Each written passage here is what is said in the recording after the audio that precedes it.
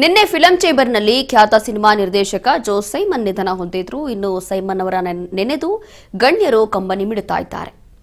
ಇಂದು ಅಂತ್ಯಕ್ರಿಯೆ ನಡೆಯಲಿದೆ ರವೀಂದ್ರ ಕಲಾಕ್ಷೇತ್ರದಲ್ಲಿ. ಹಾಗಾಗಿ ಅಂತಿಮ ದರ್ಶನಕ್ಕೆ ವ್ಯವಸ್ಥೆ ಕೂಡ ಮಾಡಲಾಗಿದೆ. ಬೆಳಿಗ್ಗೆ 10 ಗಂಟೆಯಿಂದ ಮಧ್ಯಾಹ್ನ 1 ಗಂಟೆವರೆಗೂ ಅಂತಿಮ ದರ್ಶನದ ಅವಕಾಶ ಇಲ್ಲಿ ಇದೆ. ಮಧ್ಯಾಹ್ನ ಬೆಂಗಳೂರಿನ ಉತ್ತರಹಳ್ಳಿಯಲ್ಲಿ ಅಂತ್ಯಕ್ರಿಯೆ ನಡೆಯಲಿದೆ. ಇವತ್ತು ಅಂತ್ಯಕ್ರಿಯೆ ಮಾಡಲಿಕ್ಕೆ ಅದಾದ ನಂತರ ಅವರ ಅಭಿಮಾನಿಗಳಿಗೆ ಒಂದು ಅಂತಿಮ ದರ್ಶನದ ವ್ಯವಸ್ಥೆ ಕೂಡ ಮಾಡಲಾಗಿದೆ.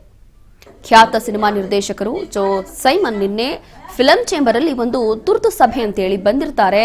ಆ ಸಂದರ್ಭದಲ್ಲಿ ಅವರು ದಿಢೀರಾಗಿ ಕುಸಿದು ಬೀಳ್ತಾರೆ. ಕುಸಿದು ಬೀಳಿದ ನಂತರ ಅವರಿಗೆ ಆಸ್ಪತ್ರೆಗೆ ಕರ್ಕೊಂಡು ಹೋಗ್ತಾರೆ. ಆದರೆ ಆಸ್ಪತ್ರೆಗೆ ಹೋಗೋ ಮುನ್ನವೇ ಅವರು ಸಾವನ್ನಪ್ಪುತ್ತಾರೆ. ಕಾರಣ ಏನು ಅಂತಂದ್ರೆ ಅವರಿಗೆ ವಯೋಸಹಜ ಅಥವಾ ಬೇರೆ ಏನೋ ಆರೋಗ್ಯದಲ್ಲಿ ಸ್ವಲ್ಪ ಸಮಸ್ಯೆ ಇತ್ತು, ವಯಸ್ಸು ಬೇರೆ ಆಗಿತ್ತು ಅಂತ ಹೇಳಿ ಗೊತ್ತಾಗ್ತಾ ಇದೆ. ಹಾಗಾಗಿ ಇವತ್ತು ಆ ಒಂದು ಅಂತ್ಯಕ್ರಿಯೆ ನಡೆಯಲಿದೆ. ಇನ್ನು ರವೀಂದ್ರ ಕಲಾಕ್ಷೇತ್ರದಲ್ಲಿ ಅಂತಿಮ ದರ್ಶನಕ್ಕೆ ವ್ಯವಸ್ಥೆ ಕೂಡ ಮಾಡಲಾಗಿದೆ. ಇವತ್ತು ಬೆಳಗ್ಗೆ 10 ಗಂಟೆಯಿಂದ ಮಧ್ಯಾಹ್ನ 1 ಗಂಟೆವರೆಗೂ ಕೂಡ ಅವರ ಅಭಿಮಾನಿಗಳು, ಅವರ ಕುಟುಂಬಸ್ಥರು ಎಲ್ಲರೂ ಕೂಡ ಹೋಗಿ ಅಂತಿಮ ದರ್ಶನವನ್ನ ಪಡೆಯಬಹುದು. ಖ್ಯಾತ ಸಿನಿಮಾ ನಿರ್ದೇಶಕ ಜೋ ಸೈಮನ್ ಅವರ ನಿಧನಕ್ಕೆ ನಿನ್ನೆಯೂ ಕೂಡ ಫಿಲಂ ಚೇಂಬರ್ನ ಅಧ್ಯಕ್ಷೆ ಜಯಮಾಲಾ ಅವರು ಕೂಡ ಕಂಬನಿ ಮಿಡಿದಿದ್ರು.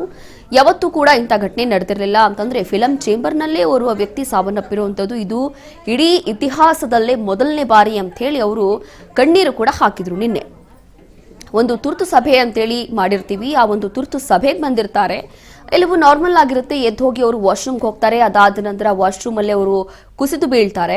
ಅವ್ರಿಗೇನಾಯ್ತು ಅಂತ ಹೇಳಿ ಗೊತ್ತಿಲ್ಲ. ಅದಾದ ನಂತರ ನಾವು ಆಸ್ಪತ್ರೆಗೆ ಕರ್ಕೊಂಡು ಹೋಗ್ತಾ ಇರುವಂತಹ ಸಂದರ್ಭದಲ್ಲಿ ಅವರು ಕೂಡ ಮೃತಪಟ್ಟಿದ್ದಾರೆ ಅಂತ ಹೇಳಿ ಬಹಳಷ್ಟು ಬೇಸರವನ್ನ ವ್ಯಕ್ತಪಡಿಸಿದ್ರು. ಹಾಗಾಗಿ ಇವತ್ತು ಅವರ ಅಂತ್ಯಕ್ರಿಯೆ ನಡೆಯುತ್ತೆ ಉತ್ತರಹಳ್ಳಿಯಲ್ಲಿ.